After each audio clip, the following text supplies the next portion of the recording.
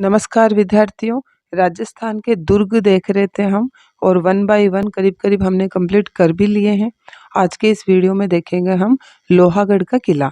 Actual में हम भरतपुर में 2-3 दुर्ग पढ़ते हैं, वो कंप्लीट इस वीडियो में देख लेंगे। जैसे लोहागढ़ का किला, डीग का किला, बयाना का किला, ठीक है, ताकि भरतपुर के दोनों तीनों दुर्ग हमारे कंप्लीट हो जाएंगे। और भरतपुर का सबसे फेमस, भरतपुर का ही क्या, पूरे वर्ल्ड का फेमस दुर्ग देख लेते हैं, लोहागढ़ दुर्ग। क्यों? क्योंकि ये इतिहास में स्वर्णिम अक्षरों में लिखा गया है। किस नाम से? अजय दुर्ग के नाम से। इसका मतलब आज तक ऐसा किला जिसको कोई जीत नहीं पाया, वो है लोहागढ़ का किला भरतपुर में। सबसे पहले इसके अन्य नामों पर चर्चा करेंगे, क्योंकि आपको पता है क्वेश्चन अन्य नामों से ही बहुत ज़्यादा आते हैं। तो लोहागढ़ के किले को देखें, एक तो ये नाम हो ही गया लोहागढ़ का दुर्ग। इसके अलावा इसे अजय दुर्ग कहते हैं, मिट्टी का किला, अभेद्य दुर्ग, सबसे शक्तिशाली किला, पूर्वी सीमांत का प्रहरी और राजस्थान में निर्मित अंतिम दुर्ग। सबसे पहले तो ये चर्चा कर लेते हैं। देखिए, राजस्थान में बनने वाले जो दुर्ग हैं उसमें से सबसे पहला कौन था? भटनेर का किला, ठीक है, भटनेर का दुर्ग। और सबसे अंतिम है लोहागढ़ का किला। मतलब राजस्थान के दुर्गों की श्रृंखला में सबसे लास्ट में बना था ये लोहागढ़ दुर्ग। अजय, अजय का मतलब इसको कोई जीत नहीं पाया। मिट्टी का किला क्यों कहते हैं इसको? देखिए, इसकी जो बाहरी जो दीवार है वो मिट्टी की बनी हुई है, इसलिए इसे पूरे ही किले को मिट्टी के किले के नाम से जाना जाता है। जैसे ये दुर्ग है लोहागढ़ दुर्ग, इसके चारों तरफ डबल दीवार बनाई गई है, ठीक है, और उन दीवारों के बीच में करीब 2-3 ट्रक आ जाए, ठीक है, एक साथ, इतनी जो है चौड़ाई है और उसमें काली मिट्टी भरी हुई है, ठीक है। तो गोला बारूद वगैरह जो भी इसको उड़ाने के लिए, दुर्ग को उड़ाने के लिए छोड़े जाते थे, तो वो काली मिट्टी में धस के ही जो है डिफ्यूज हो जाते थे। इसी कारण ये अजय रहा, ठीक है, अभेद्य दुर्ग अभेद्य रहा, कोई इसको भेद नहीं पाया। भारत का या राजस्थान का अभेद्य दुर्ग पूछा जाए तो ये लोहागढ़ दुर्ग है। और ये मिट्टी की दीवार बनी हुई है बाहर की साइड में, इसलिए मिट्टी का किला हो गया। सबसे शक्तिशाली किला अपने आप ही हो गया जब इसको कोई जीत ही नहीं पाया, ठीक है। इसके अलावा पूर्वी सीमांत का प्रहरी माना जाता है। राजस्थान की लोकेशन के अकॉर्डिंग आप ईस्ट साइड देख लीजिएगा, पूर्वी तरफ भरतपुर ही आता है, ठीक है, इसलिए पूर्वी सीमांत का प्रहरी लोहागढ़ दुर्ग हो गया भरतपुर का। अब ये तो हो गए इसके अन्य नाम, अब इस पर चर्चा करेंगे। लोहागढ़ दुर्ग में चारों ओर 100 फीट चौड़ी और 60 फीट गहरी खाई बनी हुई है। देखिए कितनी गहरी खाई बनी हुई है। अब ये खाई बनी हुई है, तो मैंने कहा था यहाँ पारीख कैसे खाई, तो ये पारीख दुर्ग में आ गया क्योंकि इसके चारों तरफ खाई बनी हुई है इसकी सुरक्षा के लिए, तो पारीख दुर्ग हो गया। अब इस खाई में नेचुरल है, ये पानी भी भरेंगे, तो पानी कहाँ से आ रहा है? सुजान गंगा नहर का पानी आ रहा है, ओके। अब सुजान गंगा नहर ये जो बनी हुई है ना, ये 60 फीट गहरी खाई, 100 फीट चौड़ी, इस खाई का नाम है दोस्तों सुजान गंगा नहर, ओके। इस सुजान गंगा नहर में पानी भी लाएंगे, तो कहाँ से लाया गया? मोती झील से लाया गया। और मोती झील जो है वो भरतपुर की लाइफ लाइन कहलाती है, भरतपुर की जीवन रेखा कहलाती है मोती झील। क्यों? क्योंकि मोती झील का पानी सुजान गंगा नहर के द्वारा यहाँ पर आता है, यहाँ सप्लाई होता है भरतपुर में और लोहागढ़ दुर्ग में, ठीक है। सुजान गंगा नहर कहते हैं इस खाई को, और इस सुजान गंगा नहर में पानी आता है मोती झील का। ये मोती झील कहलाती है भरतपुर की लाइफलाइन। अगर मोती झील में पूछा जाए कि मोती झील में किन 2 नदियों का पानी आता है, तो दोस्तों वो है रूपारेल और बाण गंगा का पानी, ठीक है। ये 2 नदियां हैं, रूपारेल और बाण गंगा नदी। ये हिंदुस्तान का अजय दुर्ग है, ठीक है, इसको कोई नहीं जीत पाया, जबकि इसकी बाहरी मिट्टी की दीवार बनी हुई है। अब देखिए इसकी निर्माणकर्ता देख लेते हैं। देखिए दोस्तों, नींव तो रखी थी रुस्तम जाट ने। रुस्तम जाट से महाराजा सूरजमल ने ये इलाका लिया, और उसके बाद में महाराजा सूरजमल ने 19 फरवरी 1733 ईस्वी में, ठीक है, 19 फरवरी 1733 ईस्वी में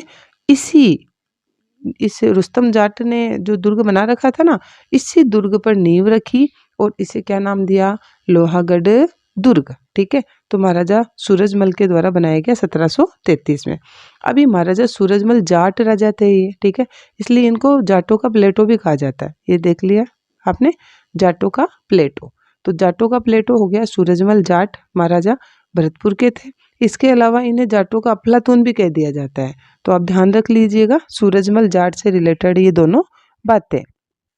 अब सबसे पहले बात करेंगे मुख्य दरवाजे की। जो लोहागढ़ दुर्ग है उसका प्रवेश द्वार या मुख्य दरवाजा क्या कहलाता है? लोहिया पोल। ठीक है, मैंने बताया था पोल मतलब दरवाजा, तो लोहिया पोल, लोहागढ़ लोहिया पोल हो गया, ऐसे ही याद रह जाएगा ये, लोहागढ़ से लोहिया पोल। लोहिया पोल में क्या स्पेशल है? लोहिया पोल में जो दरवाजा लगा हुआ है वो अष्ट धातु से बना हुआ ठोस दरवाजा लगा हुआ, बड़ा विशाल दरवाजा लगा हुआ है। इस दरवाजे की भी देखिए बहुत लंबी दास्तान है, जनरली मैं बता देती हूँ। अलाउद्दीन खिलजी इस दरवाजे को चित्तौड़ से कहाँ लाया? यहाँ पर दिल्ली में लिया है। ठीक है, और दिल्ली का झीरी किला है, झीरी किला, ठीक है, वहां लगवा दिया।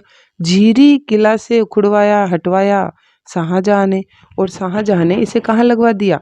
लाल किले में लगवा दिया। ठीक है, और लाल किले से जवाहर सिंह जी, यहाँ दिख रहे होंगे आपको, 1764 में महाराजा जवाहर सिंह जी दिल्ली पर फतह कर लेते हैं और इस दरवाजे को वहां दिल्ली से उखाड़कर अपने यहाँ लोहागढ़ दुर्ग के मुख्य द्वार पर लगा देते हैं। तो ये तो हो गई लोहिया पोल की पूरी दास्तां। ठीक है, अब देख लेते हैं इसके दर्शनीय स्थल। तो लोहागढ़ दुर्ग में कौन कौन से दर्शनीय स्थल है, ये बहुत इंपॉर्टेंट है। तो देखिए सबसे पहले बुर्ज देखेंगे, कुल 8 बुर्ज है। ठीक है, दर्शनीय स्थलों में देखिए लोहागढ़ दुर्ग में बुर्ज पूछे जाए तो कुल 8 बुर्ज है। अब देखिए 8 के नाम मैंने नहीं लिखे क्योंकि वो इतने इम्पोर्टेंट नहीं थे, लेकिन इसमें 2 बुर्ज बहुत इम्पोर्टेंट है, एक तो जवाहर बुर्ज और एक फतेहपुर बुर्ज। एक जवाहर बुर्ज और एक फतेह बुर्ज। जवाहर बुर्ज जाट राजाओं का राज्याभिषेक होता था, और ये जो महाराजा जवाहर सिंह जी थे ना भरतपुर के, इन्होंने दिल्ली पर विजय की थी। इसी उपलक्ष्य में, इसी खुशी में इन्होंने जवाहर बुर्ज बनाया और इसके बाद में जाट राजाओं का राज तिलक यहाँ होने लगा। फतेह बुर्ज अंग्रेजों को हराने के लिए महाराजा रणजीत सिंह ने फतेह बुर्ज बनाया था। ठीक है, और यही वही महाराजा रणजीत सिंह गए भरतपुर के, जब अंग्रेजों ने यहाँ करीब 4-5 बार गोले दागे थे, नींव को उड़ाने की कोशिश की थी। तो इन अंग्रेजों के प्रयासों को विफल करने के लिए महाराजा रणजीत सिंह ने कौन सा बुर्ज बनवाया? फतेह बुर्ज। इसके अलावा देखिए यहाँ मंदिर राजेश्वरी माता का मंदिर है। राजेश्वरी माता कौन है? भरतपुर के जाट वंश की कुलदेवी है, याद रखिएगा, राजेश्वरी माता भरतपुर के जाट वंश की कुलदेवी है। इसके अलावा अगर राजस्थान का एकमात्र लक्ष्मण मंदिर पूछा जाए तो एकमात्र लक्ष्मण मंदिर भी लोहागढ़ दुर्ग में ही है। ओके, ऐसे जनरली आप याद रख लीजिएगा कि लक्ष्मण अजय रहे थे, तो अजय दुर्ग कौन सा है? लोहागढ़। तो लोहागढ़ दुर्ग में लक्ष्मण मंदिर बना हुआ है। बाकी ल से लक्ष्मण और ल से लोहागढ़ भी जनरल आप टारगेट करके याद कर सकते हो। ओके, इसके अलावा कचहरी कला है यहाँ पर। ये क्या है? ये दीवान आम की जैसे उपयोग होती थी। जनरली पूछ लिया जाए कि लोहागढ़ दुर्ग में दीवान आम के रूप में क्या प्रयोग होता था, तो कचहरी कला प्रयोग होती थी। इसी कचहरी कला में सरदार वल्लभ भाई पटेल ने बैठकर एक जो है मीटिंग की थी 1948 में, और मत्स्य संघ बना दिया था। ठीक है, और आपको याद होगा मैंने जब राजस्थान एकीकरण पढ़ाया था उसमें आपको ट्रिक भी बताई थी, ABCD, अलवर, भरतपुर, धौलपुर और करौली। ठीक है, ABCD, तो इन्हीं अलवर, भरतपुर, धौलपुर और करौली को मिलाकर मत्स्य संघ बनाया था इन्होंने। ठीक है, 1948 में। ये कचहरी कला यही है लोहागढ़ दुर्ग की। इसके अलावा देखिए ये छोटे छोटे मंदिर भी हैं यहाँ।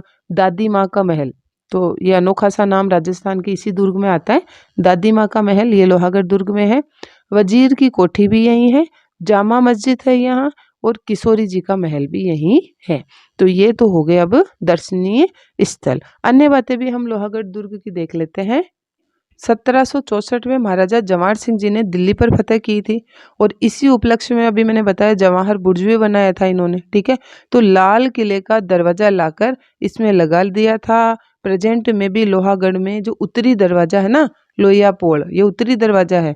इस मुख्य द्वार पर आज भी यह जो है अष्टधातु का दरवाजा लगा हुआ है।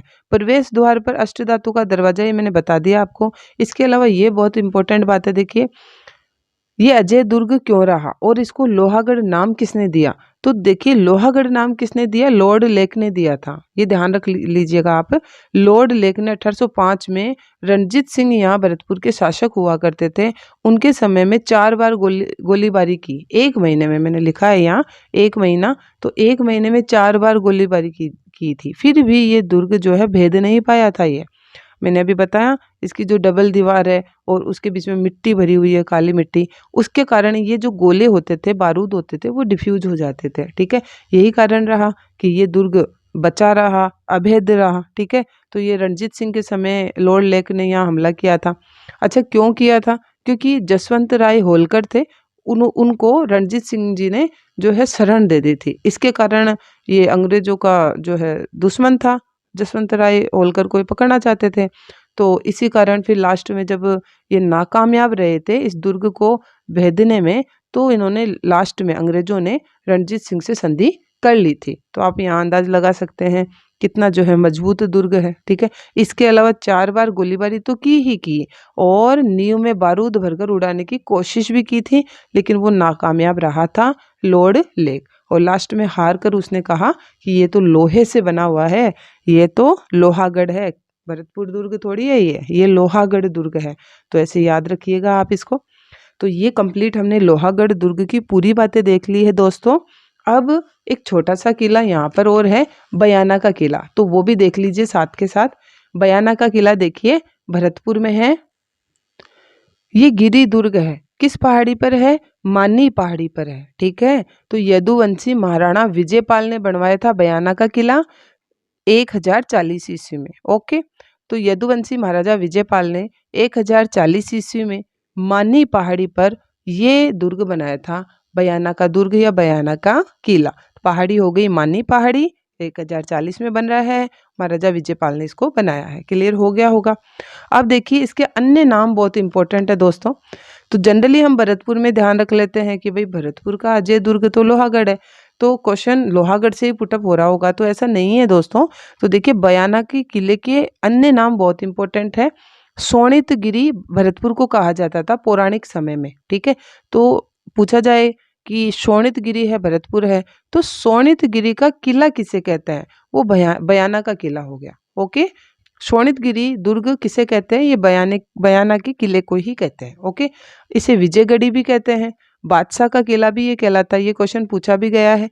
बादशाह का किला किसे कहते हैं? ये बयाना के किले को कहते हैं। बादशाह दुर्ग कहते हैं। और सुल्तान कोट, तो ये तो बादशाह सुल्तान ये तो एक जैसे हो गए, बयाना से याद रख लीजिएगा। इसके अलावा विजयगढ़ी और शोणितगिरी का दुर्ग भी से ही कहते हैं। अब इसमें देखिए 2 जो है स्मारक बड़े इंपॉर्टेंट है, एक तो उषा लाट, ठीक है, और एक उषा मस्जिद। देखिए भीम लाट के नाम से है फेमस, लेकिन इसको उषा लाट भी कहते हैं। ठीक है, लाट मतलब मीनार। ठीक है, स्तंभ बनाते हैं ना, जैसे विजय स्तंभ है, वैसे लाट मीनार को कहते हैं। तो मीनार टाइप की बनती है लाट, लेकिन मीनार जितनी लंबी नहीं होती। ओके, तो भीम लाट या उषा लाट ये किसने बनाई थी? समुद्रगुप्त का सामंत था दोस्तों, विष्णुवर्धन, उसने बनाई थी। ओके, इसके साथ ही यहाँ उषा मस्जिद भी है। तो उषा मस्जिद की कहानी क्या है? रानी चित्रलेखा ने उषा मंदिर बनवाया था।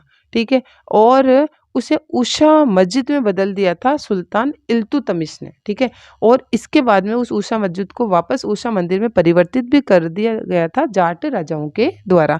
तो उषा मस्जिद, भीमलाट, उषा लाट ये बयाना के दुर्ग में है, बयाना के किले में है। इसके अलावा एक सिर्फ नाम याद रखना है आपको, डीग का किला। वैसे भी डीग भरतपुर में ही है, तो डीग का किला ये महाराजा बदन सिंह ने बनवाया था। तो ये करीब भरतपुर के सारे दुर्ग हमने देख लिए हैं। कमेंट करके दोस्तों ज़रूर बताएं कि वीडियोस कैसे लग रहे हैं, और आरपीएससी लर्निंग वर्ल्ड को आपका सपोर्ट दें, लाइक और सब्सक्राइब जरूर करें। Thank you so much.